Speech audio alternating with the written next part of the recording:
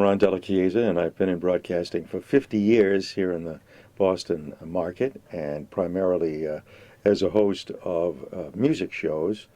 I think radio today and how it evolved from when I was listening as a youngster to radio in the 30s and 40s, we were captivated by listening to these live radio shows, this live drama, live crime shows, comedy shows, music shows.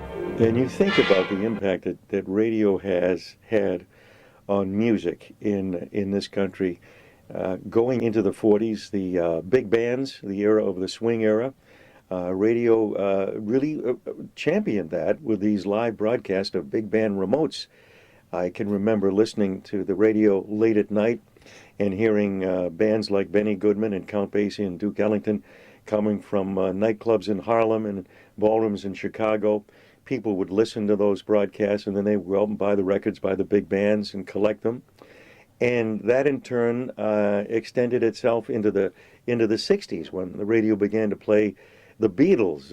And then, of course, you had the evolution of rock being popular on radio by some of these underground radio stations that started to play rock radio on FM stations in the West Coast, which came east in the 60s, the late 60s. There was so much going on in America. The Vietnam War, the protest movement, the civil rights.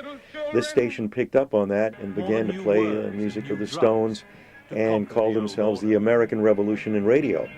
So that certainly had a tremendous impact, particularly among the youth at that time, to go out and buy the music that those stations were playing. One of the things that interests me as somebody who's worked in both sides of broadcasting, from commercial radio to public radio. But then I made the transition later on in my career when I started at WBCN playing classical music. And I went to WGBH, the leading public broadcasting station in America. Now here you have a major shift in media happening. Here you have all of these commercial stations going in a totally different direction from aesthetic programming into money-making talk radio, news radio. So where does the music go? Where does the classical music go? Where does the opera go? It ends up on public radio stations like WGBH.